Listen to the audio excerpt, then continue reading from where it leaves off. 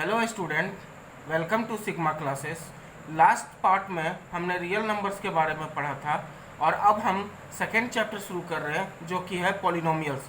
आज हम लोग पॉलिनोमियल्स का पार्ट 1 करेंगे जिसमें पॉलिनोमियल्स के बारे में समझेंगे और उसके टाइप्स को डिस्कस करेंगे। चलिए, पॉलिनोमियल्स क्या है उसको समझने से पहले हम लोग समझते हैं कि पॉलिनोमियल्स जो टर्म है वो कहाँ से लिया गया है। तो पॉलिनोमियल्स जो टर्म है वो दो अलग अलग वर्ड से लिया गया है। फर्स्ट पार्ट लिया गया है ग्रीक वर्ड से, जिसका जो वर्ड है वो है पॉली। पॉली का मतलब होता है मेनी। और नोमियल्स जो वर्ड है ये लैटिन से लिया गया है, जिसका मतलब होता है नोमेन, जिसका मतलब होता है नेम। ठीक है, तो मेनी नेम्स। तो polynomial words stands for many names, मतलब ऐसा इक्वेशन जिसका बहुत सारा नाम हो सके, उस वैसे इक्वेशंस को हम लोग कहते हैं पॉलिनोमियल्स। पॉलिनोमियल्स के डेफिनेशंस को हम समझते हैं।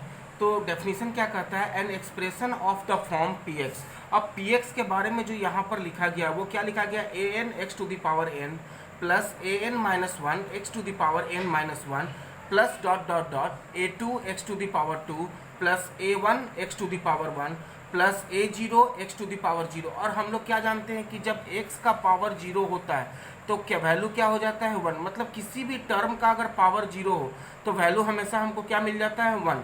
तो 1 क्या है? एक कांस्टेंट टर्म है। ठीक है, तो जब भी पॉलिनोमियल्स को हम डिफाइन करते हैं तो उसका जो लास्ट टर्म होगा वो मेरा कांस्टेंट आना चाहिए। चलिए, अब हम लोग टाइप्स ऑफ पॉलिनोमियल्स के बारे में पढ़ते हैं।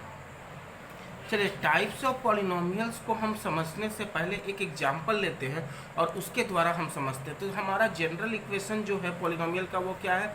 ए n x to the power n plus a n minus one x to the power n minus one plus dot dot dot dot plus a two x two plus a one x one plus a zero is equal a zero. ये मेरा क्या हो गया? General equation polynomial का। अब हम लोग इसको ध्यान से देखते हैं। चलिए, अब यहाँ पर अगर मान लेते हैं कि जो मेरा n है वह n का वैल्यू अगर 1 होता है तब क्या होगा? तो ध्यान दीजिए, n का वैल्यू 1 पुट करते हैं। तो n का वैल्यू जब 1 पुट करेंगे तो ये क्या हो जाएगा? a1 x to the power 1 plus, अब a क्या हो जाएगा? a 1 minus 1 0 x to the power क्या हो जाएगा? 0। चलिए, तो a1 x to the power 1 को हम x लिख सकते हैं और plus a x to the power 0 बराबर 0, तो मतलब यहाँ पर a 0 हो गया। अगर हम a1 को a मानते हैं और a 0 को b मानते हैं तो लीनियर, अब देखिए जो इक्वेशन आएगा वो मेरा क्या आएगा? a x plus b, a x plus b। इस टाइप के जो इक्वेशन आते हैं, इस टाइप के जो इक्वेशन आते हैं उसको हम लोग क्या कहते हैं? अब देखिए, यहाँ पर x का जो पावर है वो कितना है? 1।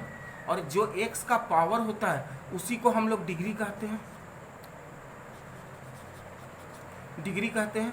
अब इसी डिग्री को डिफाइन करते हुए जिस पॉलिनोमियल का डिग्री 1 होता है उसको हम लोग क्या कहते हैं? Linear polynomial. तो हम लोग क्या समझें कि जिस पॉलिनोमियल का डिग्री क्या होता है? 1, मतलब x का पावर जो होता है उसको हम लोग डिग्री कहते हैं और डिग्री 1 होता है तो वैसे जो पॉलिनोमियल्स होते हैं उसको हम लोग क्या बोलते हैं? Linear polynomials. चलिए, अब हम लोग n का वैल्यू 2 पुट किए थे, अब n का वैल्यू 1 पुट किए थे। अब हम लोग n का वैल्यू 2 पुट करके देखते हैं कि इक्वेशन में क्या चेंज हो जाता है। अब हम लोग n का वैल्यू 2 लेते हैं, तो जब n का वैल्यू 2 लेंगे तो यहाँ पर क्या हो जाएगा? a2 x to the power 2 plus a, अब 2 माइनस 1 मतलब 1 और x to the power 2 minus 1 1 plus यहाँ पर अगला टर्म क्या होगा? फिर माइनस करेंगे तो यहाँ पर अब 1 है तो अभी क्या हो जाएगा? a, और यहाँ पर हो जाएगा 2 माइनस 2, तो 2 माइनस 2 मतलब 0 और x to the power 2 minus 2 बराबर 0। तो देखिए कि पॉलिनोमियल जो मेरा फॉर्म आ रहा है a2 x2 plus A1 x plus A0। अगर A2 को हम A मान लें, A1 को B मान लें एंड A0 को अगर हम C मान लें, तो देखिए इक्वेशन क्या होगा, ax square plus bx plus c। अब यही मेरा, अब यहाँ पर देखिए ध्यान से कि x का पावर कितना है, 2 है। तो 2 होने का मतलब कि इसका जो डिग्री है, ये इक्वेशन का जो डिग्री है वो कितना है, 2। मतलब ये जब डिग्री 2 हो गया तो ये किस टाइप का इक्वेशन हो गया, क्वाड्रेटिक इक्वेशन हो गया। चलिए, तो हम लोग क्या अभी देखें फिर से कि डिग्री 2 है तो इसका मतलब वो क्या हो गया, हमारा क्वाड्रेटिक इक्वेशन। अब अगर n का पावर हम 3 लेते हैं तो देखते हैं कि फिर उसी तरह से मेरा बढ़ेगा।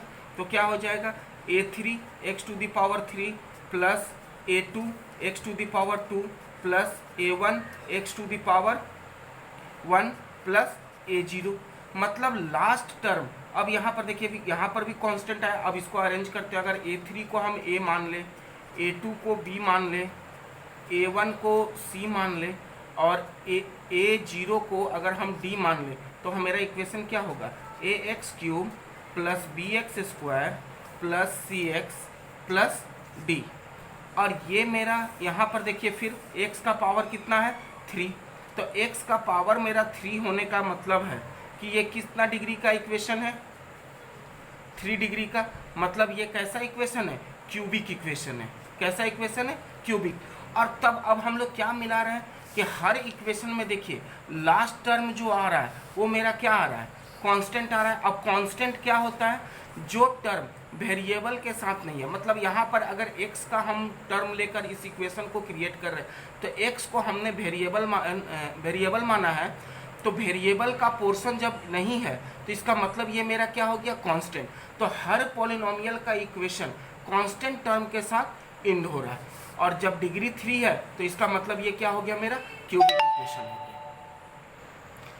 तो आज के जो कॉन्सेप्ट है, स्टार्टिंग कॉन्सेप्ट पॉलिनोमियल का पार्ट 1 में आज हमने पॉलिनोमियल्स को बारे में पढ़ा और उसके बाद पढ़ा कि उसके अलग अलग टाइप्स को हम कैसे डिराइव कर सकते हैं, चाहे वो लीनियर इक्वेशन हो, चाहे क्वाड्रेटिक हो, चाहे क्यूबिक हो। नेक्स्ट पार्ट में आएंगे तो हम लोग वैल्यूज ऑफ पॉलिनोमियल्स के बारे में पढ़ेंगे, जीरोज ऑफ पॉलिनोमियल्स के बारे में पढ़ेंगे। आज के लिए इतना ही, धन्यवाद।